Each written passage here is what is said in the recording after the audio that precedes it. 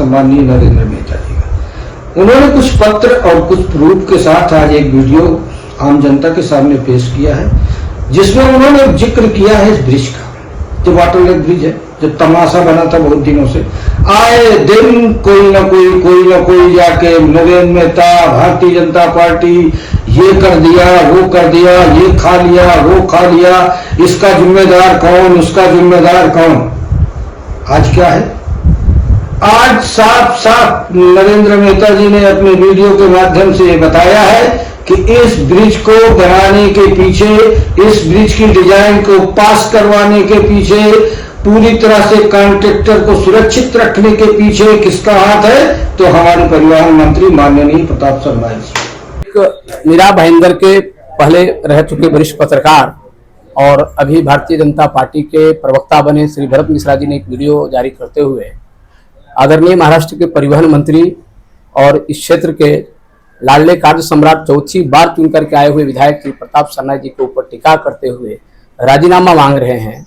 और उस राजीनामा के तहत बार बार जो है सो कि मैं आप लोगों के चैनल के माध्यम से कहना चाहता हूं कि शायद भरत मिश्रा जी मनोनीत नगर सेवक बनने के लिए ये भारतीय जनता पार्टी के यहाँ के जो स्थानिक नेता का चाटुगिरी करने के लिए इस प्रकार का वीडियो उन्होंने वायरल किया है। शायद आप लोगों को पता होगा ही कि इनकी एक संस्था है जलधारा संस्था। उस जलधारा संस्था के माध्यम से ये हर साल होली का कार्यक्रम करते हैं। उसके लिए हर साल आदरणीय विधायक श्री सरनाईक सर के पास फंड के लिए जाया करते थे, फंड लिया करते थे और जगह के लिए हमारे जिला प्रमुख और वहाँ के स्थानिक नगर सेवक श्री राजू भोईर जी थे, उनकी जगह पे जाकर के त्योहार मनाते थे। और आज अचानक क्या हो गया कि इस प्रकार की टीका टिप्पणी कर रहे हैं, राजीनामा मांग रहे हैं। मैं उनको आपके चैनल के माध्यम से बता देना चाहता हूं कि इतना हाय तोवा क्यों मचा रहे हो। आदरणीय मंत्री महोदय प्रताप सरनाईक जी ने जो पत्र दिया है उस पत्र का वो हवाला दे रहे थे, उनके नेताजी हवाला दे रहे थे।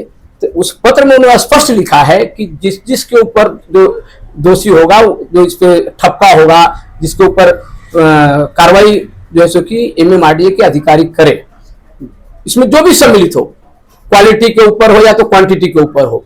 आपको पता होगा, सभी मीरा भाईंदर वासियों को पता है, सभी पत्रकार बंधुओं को पता है कि यही नरेंद्र मेहता जी ने विधान सभा में हाउस में विषय उठाया था कि ये MMRDA के माध्यम से जो ब्रिज का काम चल रहा है वो ब्रिज के काम के अंदर गुणवत्ता बराबर नहीं है, क्वालिटी बराबर नहीं है, तो इसके ऊपर कार्रवाई, चौकसी के लिए कार्रवाई की जाए।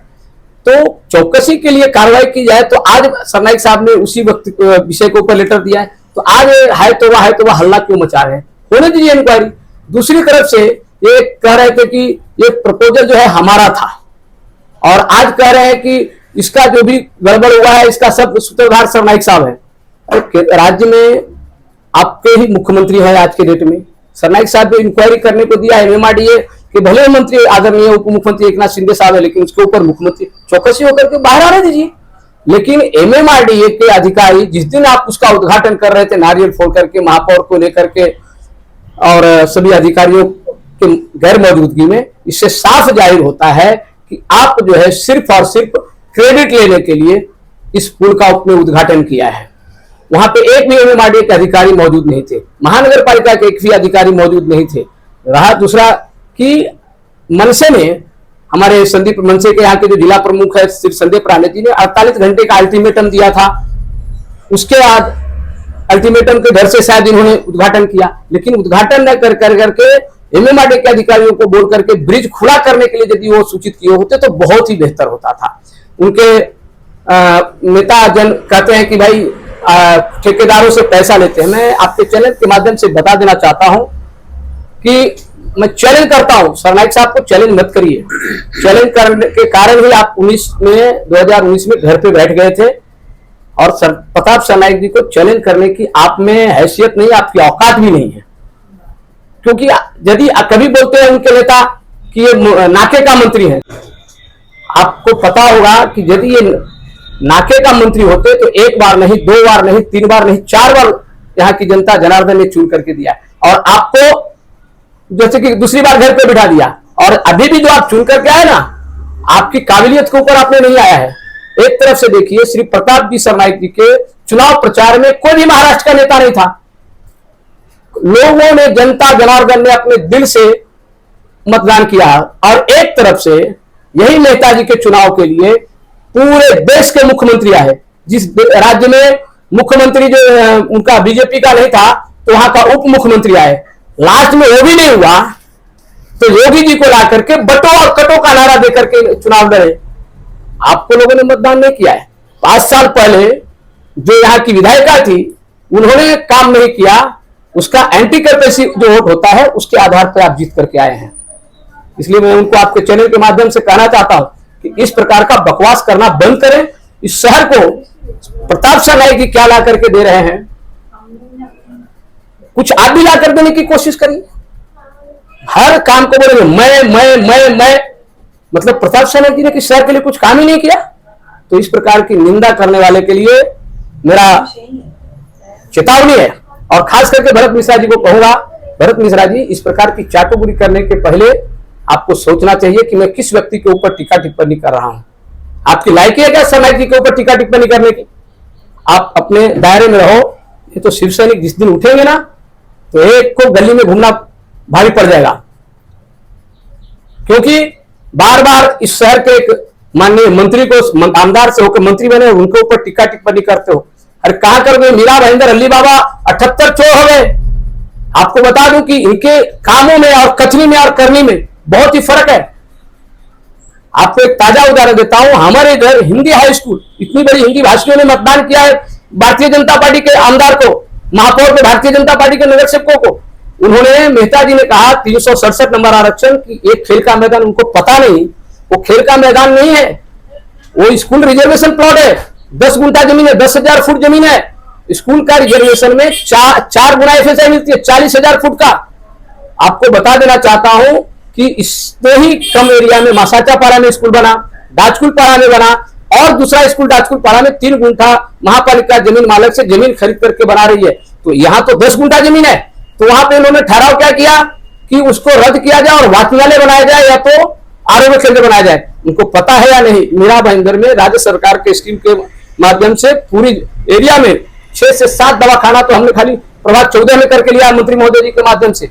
दूसरी चीज, उन्होंने आरक्षण क्रमांक 364 जहां पे डॉक्टर अब्दुल कलाम साइंस पर बनने जा रहा था, उसमें भी वहां पे काम को बोले कि वहां पे निरस्त किया जाए और उसको निरस्त करके वहां पे दूसरा काम किया जाए, गार्डन बनाया जाए। तो उनको अधूरा जानकारी है। तीसरा, उन्होंने काम अपना सिंधुताई सकपाल तीरंदाजी केंद्र बना था महाजनवाड़ी में। वो जगह बोलते हैं कि ये जगह अपने ताबे में, उनको पता नहीं है। उस जगह का मीरा भाईंदर महानगर पालिका के माध्यम से पाठ पुरावा करके 18 गुंठा जमीन हमने तहसीलदार के माध्यम से महापालिका के ताबे में, ताबापौती महापालिका के, वहां भी काम करने का, रद्द करने का ठहराव किया है। तो इनको बोलने का कोई अधिकार नहीं है। मुझे बताइए 2015 से महापालिका पे सत्ता किसकी है? महापौर किसकी है? भारतीय जनता पार्टी की है कि भ्रष्ट जनता पार्टी की है? इसका मुखिया कौन है? नरेंद्र मेहता जी है। आपको बता दूं, स्टैंडिंग में 60% क्यों चलता है? क्यों लेते हो? किस कानून, देश के किस कानून में है, राज्य के किस कानून में है? मैं गलत यदि बोल रहा हूं तो इसको मेरे खुलासा करके बता दें कि मैं गलत बोल रहा हूं। दूसरी बात आपको बता देता हूं कि आज मीरा भाईंदर महानगर पालिका में नगर रचना विभाग में 60 से 70 रुपया प्रति फुट लिया जा करता था, आज 160 रुपया हुआ। ये चुप क्यों बैठे हैं? इनको हिम्मत है तो इस भ्रष्टाचार को पहले बंद करो। आपको बता दें, मीरा भाईंदर में काम के ऊपर से बांटते बांटते 40% चला जाता है। तो क्वालिटी क्या करेगा और क्वांटिटी क्या करेगा ठेकेदार? तो ये भ्रष्टाचार खुद है। मीरा भाईंदर की भारतीय जनता पार्टी नहीं है, नरेंद्र मोदी जी की भारतीय जनता पार्टी नहीं है, देवेंद्र फडणवीस जी की भारतीय जनता पार्टी नहीं है। यहाँ की भारतीय जनता पार्टी भ्रष्टाचारी जनता पार्टी है, बलात्कारी जनता पार्टी है।